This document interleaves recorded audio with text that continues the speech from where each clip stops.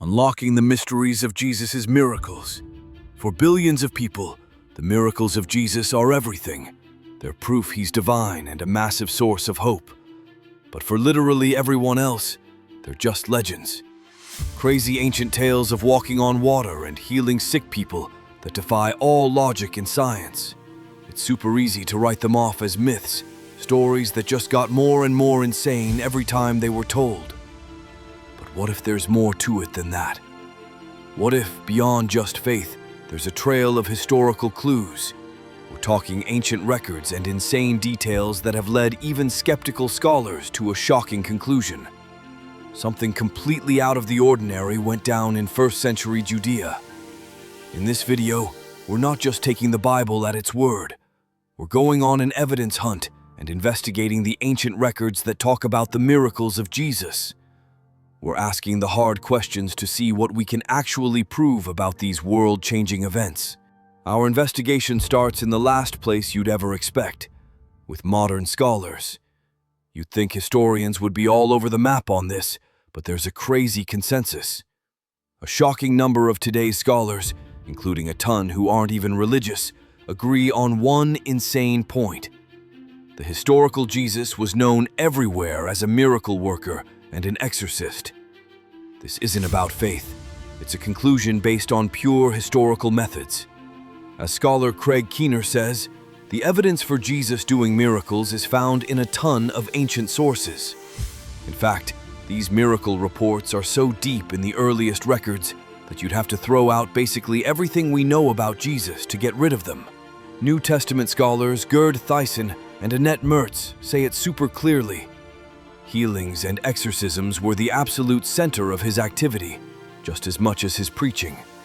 Even the famously critical Jesus Seminar, a group of scholars who questioned almost everything Jesus said, concluded that Jesus was widely seen as a healer. They didn't get there by believing, but by using the ultimate tool for separating fact from fiction, something called the criterion of multiple independent attestation. When you're doing historical research, if an event is reported by two or more sources that are totally independent of each other, its claim to being real gets way, way stronger. When we use this on Jesus' miracles, the results are stunning. We don't just hear about his miracles from one source. They're in a bunch of them, including Mark, the Q source, which was a collection of sayings used by Matthew and Luke, and the separate writings of John, Matthew, and Luke. The fact that so many sources that weren't just copying each other reported this strongly suggests these stories weren't just made up years later. They came from the very first memories of Jesus. All in all, there are about 37 different miracles recorded in the Gospels, and you can put them in three huge buckets: healings, exorcisms, and nature miracles.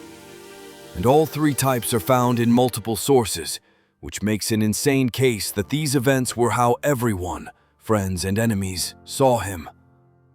Okay, let's zoom in on the most common type of miracle, the healings. The Gospels have 17 different healing miracles. For example, check out the healing of the paralyzed man, which is in Matthew, Mark, and Luke.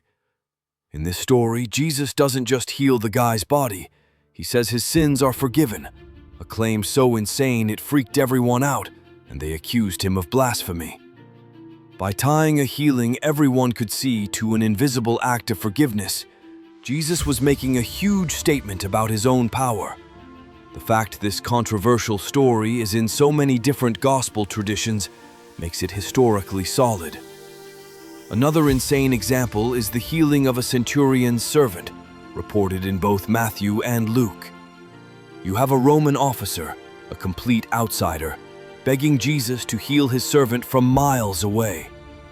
What makes this so crazy is that it's in two separate sources, Matthew and Luke, who probably got it from an even earlier Q source. This pattern happens over and over for everything from curing blindness to skin diseases, and even raising the dead. The sheer number of these reports from independent sources led scholar Graham Twelvetree to say, "There is hardly any aspect of the life of the historical Jesus which is so well and widely attested as that he conducted unparalleled wonders." But wait, It gets crazier. The evidence doesn't stop with the Gospels. What did people who weren't Christians say? Around 94 AD, the Jewish historian Flavius Josephus wrote a massive history book. In it, he mentions Jesus. While parts of this were probably edited by Christian scribes later on, most scholars agree on the original core. This original text calls Jesus a wise man, a teacher, and a doer of wonderful works, or startling deeds. That last part is the same term Josephus uses for the miracles of an Old Testament prophet, so he was clearly saying Jesus had a reputation as a miracle worker. Decades later, the Roman historian Tacitus, in his book Annals, confirms that Jesus was a real person and was executed by Pontius Pilate. Tacitus hated Christianity. He called it a pernicious superstition, but his account backs up the basic facts of Jesus' life and death that are in the Gospels. Even Jesus' biggest haters admitted he did extraordinary things. Early Jewish rabbinic texts, later put into the Talmud, accuse Jesus of doing sorcery to lead people astray. The pagan critic Celsus, from the 2nd century, said the same thing, claiming Jesus learned magic in Egypt. These accusations are what historians call hostile attestation. By trying to explain away how Jesus did these things, his enemies were admitting that he did them. They weren't denying the miracles. They were just denying that the power came from God. So, if the historical evidence is pointing hard to Jesus doing things everyone thought were miraculous, the next massive question is, why? These miracles weren't just random power-ups. According to the Gospels, they had a few huge purposes. First, they were signs that the kingdom of God was here. Jesus literally said, "If it is by the finger of God that I cast out the demons, then the kingdom of God has come to you." Luke 11:20. To a first-century Jew, God's kingdom meant the world being put back together. No more sickness, no more evil, no more death.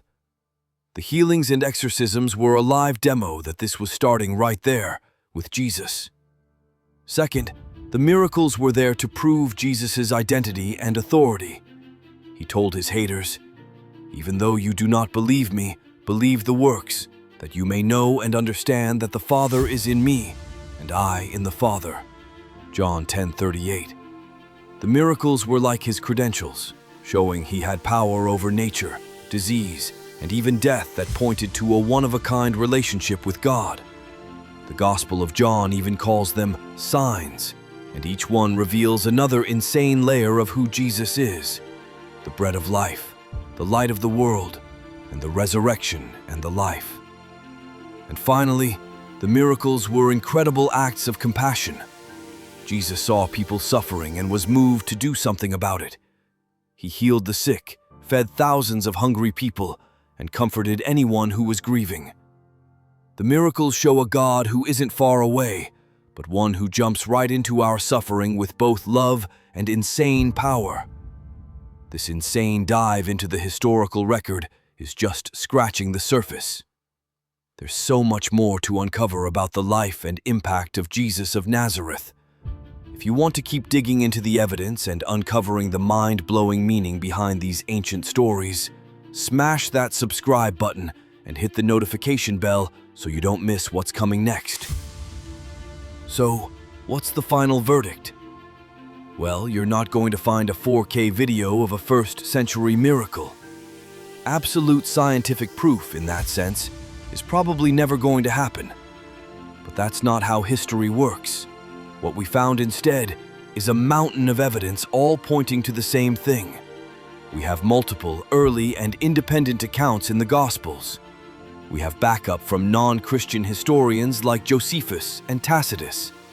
And we even have the angry testimony of Jesus' enemies, who confirmed he did these things while arguing about where the power came from. Skeptics, back then and today, have tried to explain these events away as magic tricks, mass hysteria, or just legends. But the historical data challenges all of those easy answers. The records consistently point to a man whose life was so packed with extraordinary acts that nobody, not even his biggest critics, could ignore them. Beyond being something you believe in, the miracles of Jesus are a real historical puzzle, one that all the evidence says we should take seriously. Whether you see them as acts of God or just crazy tales, one thing is undeniable.